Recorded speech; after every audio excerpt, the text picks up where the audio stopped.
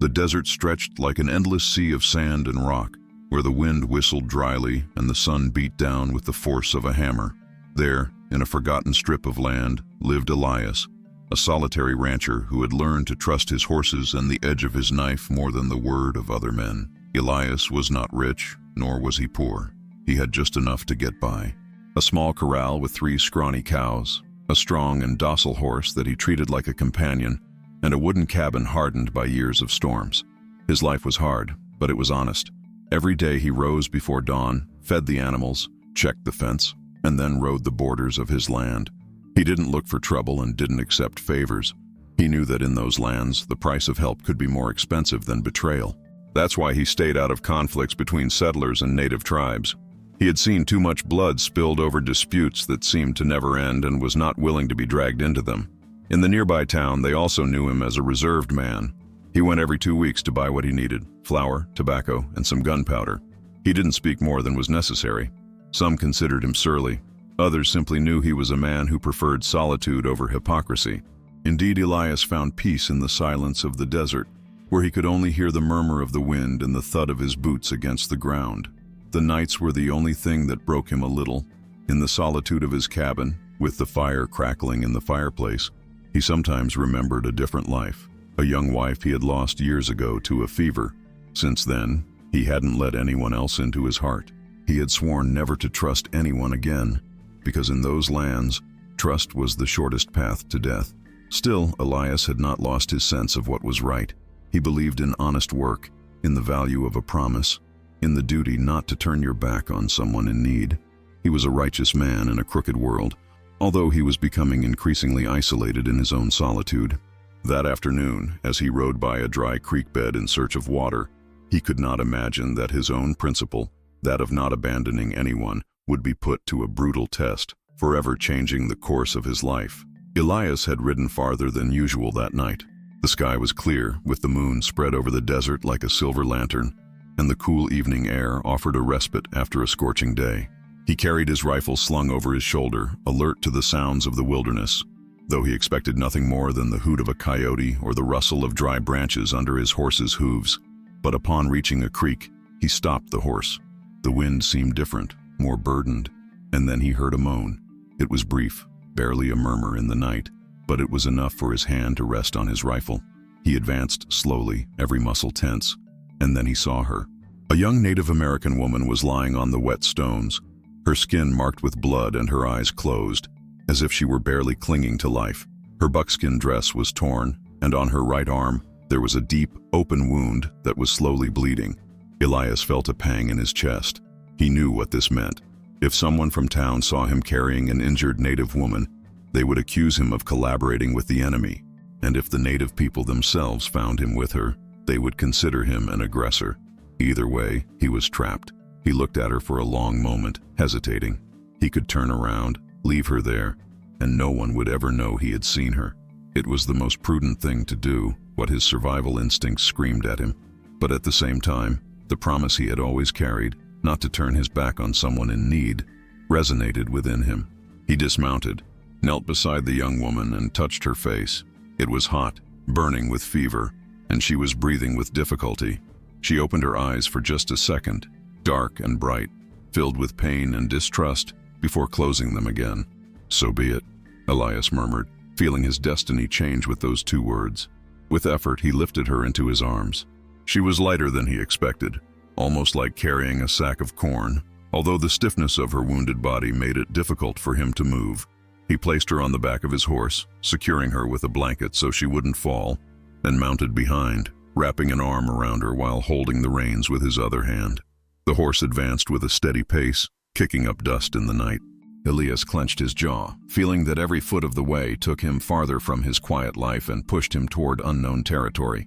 He looked around, convinced that at any moment warriors would emerge from the bushes to reclaim the young woman. But the night remained silent, as if the desert was holding its breath. Upon reaching the cabin, Elias carefully lowered the young woman and laid her on his cot. He cleaned her wound with well water. He tore strips of cloth from his own shirt to bandage it and lit a lamp to watch over her. Every so often she would stir, murmuring words in her language that he didn't understand, but that felt like laments that pierced him. Elias sat beside her, tired but not daring to close his eyes. He watched her breathe weakly but steadily and understood what he had just done. He had brought a secret too big into his home, a secret that could cost him his life if someone discovered it.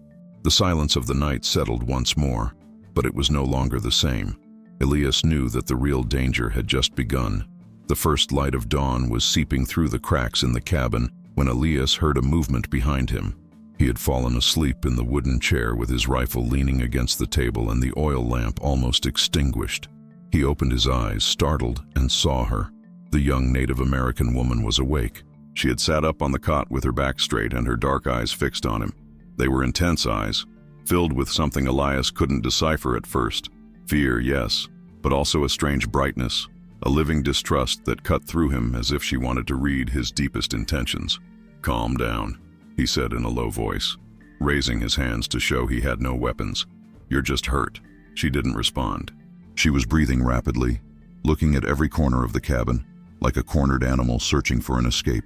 The makeshift bandage on her arm was still in place, stained with dried blood, and Elias noticed that despite her weakness, her muscles were tense, ready to defend herself at any moment. The silence was uncomfortable. Elias tried to speak again, but all he got was her impenetrable gaze. Not a gesture of gratitude, not a word, just that enigmatic silence that made him feel like he had made a mistake in bringing her there. Calmly, he poured some water into a jug and placed it on a nearby table. Then he took a step back. The young woman looked at him for another moment and with slow movements took the jug and drank. The sound of the water sliding down her throat broke the silence, but only for a second. Elias took a deep breath. He wanted to convince himself that he had done the right thing. He had saved her from dying in the creek.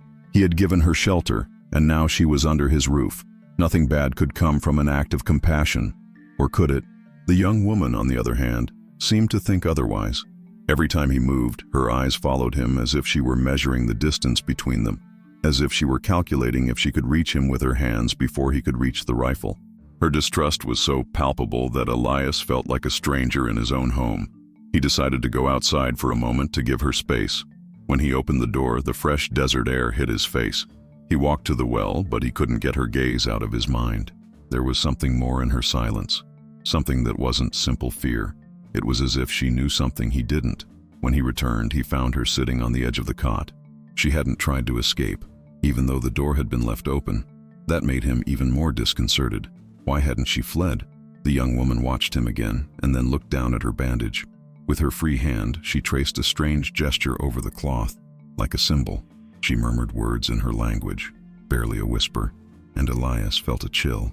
"I don't understand what you're saying," he murmured, "but I can see that you're well." She looked up and held his gaze with those dark, unfathomable eyes. She didn't smile, she didn't frown, she didn't do anything to clearly reveal what she was thinking. She just looked at him as if she were waiting for the exact moment when he would realize that he was not as safe as he thought he was. Elias, tired, ran a hand over his face, convinced that the worst part had passed when he saved her. He couldn't imagine that the young woman held a secret that would soon turn his act of kindness into the most dangerous mistake of his life. The dawn arrived with a brutal blow of reality. Elias opened his eyes slowly with a dry mouth and a sharp pain in the back of his neck. The cold of the floor had disappeared. Now he was wrapped in a rough and rigid sensation. He tried to move, but his body didn't respond as he expected. His arms were bound behind his back, his wrists tight with ropes that cut into his skin. Looking up, he discovered that he was tied to a tree, the rough bark digging into his back. His heart jumped. In front of him, in a semicircle, stood Native American men, tall warriors with their faces painted red and black, their spears pointing at the ground but ready to be raised at the slightest movement. There were at least a dozen, and they all watched him with the same mix of hatred and distrust. Elias swallowed, immediately understanding. They had caught him by surprise in his own cabin, and now they were judging him as an enemy.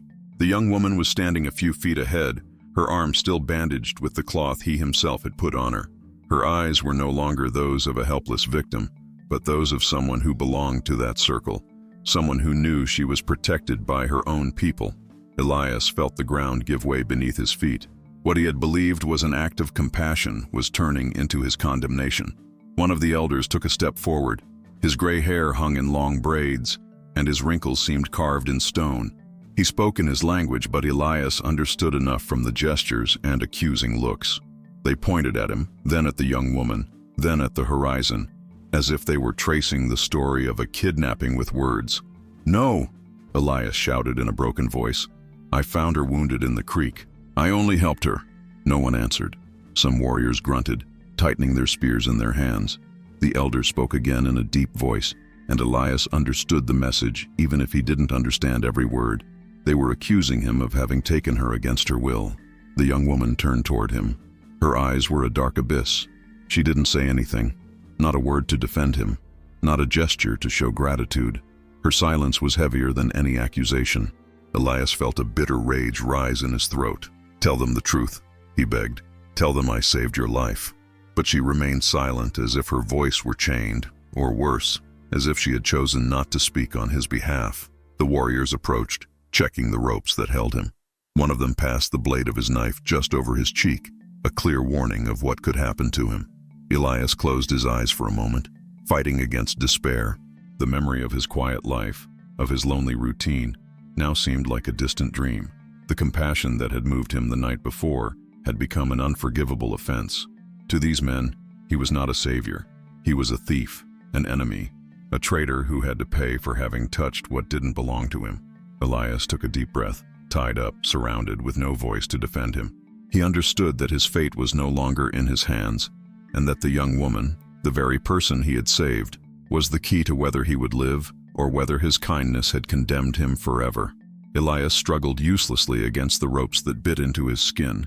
The bark of the tree was digging into his back, and each breath was heavier than the last. In front of him, the Native American warriors didn't stop looking at him with fiery eyes, as if they were waiting for the right moment to decide his fate. The elder who seemed to lead them raised his hand, and everyone fell silent. Elias took advantage of that instant. "Listen to me!" he shouted, his voice broken by despair. "I'm not your enemy. I found the girl in the creek. She was dying. I carried her on my horse and brought her to safety." Some warriors frowned. Others let out dry laughs that chilled his blood. No one believed him. The elder spoke again in his language, and although Elias didn't understand the exact words, he knew from the gestures that they were accusing him of being a kidnapper. Then he looked at the young woman. She remained standing, her bandaged arm still stained with dried blood. Her face was a mystery. There was no fury in it, but also no compassion. It was like a wall that let nothing through. "Tell them," Elias begged. "Tell them I found you wounded. Tell them I saved you." She looked at him for a long time, and for a second, he thought he saw a flicker of doubt in her eyes. But when she opened her mouth, what came out was a murmur in her language, brief, ambiguous, and ultimately incomprehensible to him. The gesture she made with her words, pointing toward the cabin and then toward Elias, put him in a worse position. The murmurs grew among the warriors.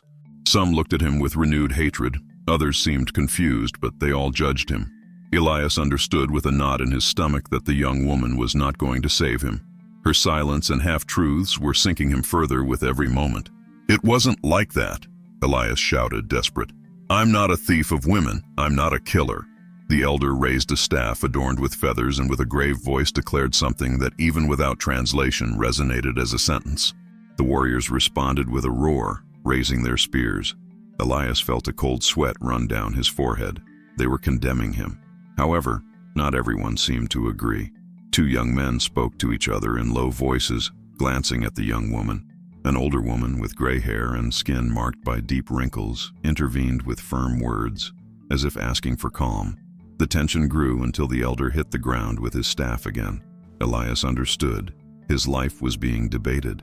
They didn't know whether to kill him right there or take him to their village to be judged according to their laws. The rancher closed his eyes for a moment, trying to gather his strength. He had never felt so helpless. He had spent his life trusting in his work, in his horse, in the land. But now he was trapped in a circle of decisions that were not his own. And the worst thing was that it had all started with an act of compassion that now painted him as a criminal. When he opened his eyes again, he looked for the young woman. She was watching him in silence with an expression that Elias couldn't fully comprehend. Maybe there was fear, maybe calculation, maybe a secret she still didn't dare to reveal. But the truth was that at that moment, his fate hung on the lips of a woman who was not telling the whole truth. The murmurs of the warriors turned into a chorus of opposing voices, and Elias understood that the trial would not be immediate. He would have to wait and pray that in this game of silences, someone would decide to see beyond the lie. The tension in the circle of warriors grew like a wildfire. The shouts in their ancestral language were mixed with the dry sound of spears hitting the ground, as if the earth itself were demanding a verdict. Elias, still tied to the tree, felt that every word he didn't understand was another nail in his coffin. His breathing was rapid, his heart was beating like a drum, but he kept his gaze fixed, waiting for some miracle. It was then that the young woman advanced, with firm steps, and placed herself in the center of the circle. Her face was serious, impenetrable, and silence fell immediately. Everyone respected her gesture. An injured woman who had returned alive, a bearer of something that had to be heard. She spoke in her language first, with short, harsh sentences. Some warriors nodded, others frowned. Elias didn't understand anything, but he knew from the tone that there was truth in those words, not just excuses. Then she turned toward him, her eyes piercing him like knives, and for the first time, she opened her lips in English. "You not guilty." Elias blinked in disbelief. Her voice was hoarse, broken but clear. She took a deep breath and continued as if each word cost her to get past invisible walls. "I bait. My men want a test. See if white man. Let die or save." Elias's world stopped. He felt the ground sinking beneath his feet. The rope squeezing his wrists suddenly seemed less painful than that revelation. He had been manipulated from the beginning. His act of compassion, his decision to take a risk, had not been an accident of fate. It had been a trap. The warriors reacted immediately. Some raised their voices, furious, pointing at her and then at him. Others seemed surprised, even confused. The elder, with his staff in hand, hit the ground again and again to impose silence, but even that was not enough to quell the tension that was exploding like a storm. Elias, with a dry throat, spoke in a thin voice. "All this was a test?" The young woman looked at him without averting her eyes.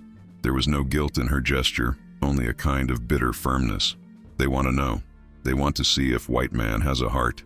You save." The rancher lowered his head, feeling a mixture of fury and emptiness. He had been used as a piece in a game he never asked to play. His quiet life, his cabin, his isolation from the conflict, all of it had been shattered by a cruel experiment. The murmurs among the warriors grew. Some pointed to him as innocent. Others insisted that test or not, he had broken the rules by taking the young woman with him. The elder raised his voice again, but the storm could no longer be stopped. Elias gritted his teeth, fighting against the rage. Yes, he had been deceived, but he didn't regret what he did. He had saved someone from dying, even though that very act now put him on the brink of death. The young woman spoke again, this time looking at her people. Her words were fast, firm, and carried a weight that seemed to divide those present. And even though Elias didn't understand the language, he knew that she was exposing everything, leaving nothing hidden. For a moment, the circle fell silent, and in that void, Elias understood the magnitude of the truth. He was never the master of his decision. From the very first moment, he had been caught in a web woven by others. And yet, the only thing that kept him alive was precisely that gesture of humanity that had condemned him. The elder, with a wrinkled brow, slowly lowered his staff. The trial had not ended, but something had broken. The lie that surrounded him had been exposed. Now, the truth weighed more than the ropes that held him to the tree. Elias remained tied to the tree, his back lacerated by the bark and his wrists burning under the pressure of the ropes. However, for the first time since he had woken up captive, a spark of hope lit his chest. The young Native American woman had revealed the truth, that he hadn't kidnapped her, that he hadn't taken her as a prisoner, but that he had found her wounded and saved her from dying. The murmurs among the warriors transformed into a heated debate. Some insisted that nothing had changed, that the simple act of carrying her on his horse was already a transgression. Others, however, were more cautious, listening to the young woman's voice. Elias, although he didn't understand all the words in their language, could read in their gestures that she was fighting for him. The elder with the staff remained silent, watching with severe eyes. The young woman, breathing with difficulty, turned toward him and spoke in English so that Elias could understand, although her phrases were short. "I say not guilty, the man of kindness." Elias looked at her in disbelief.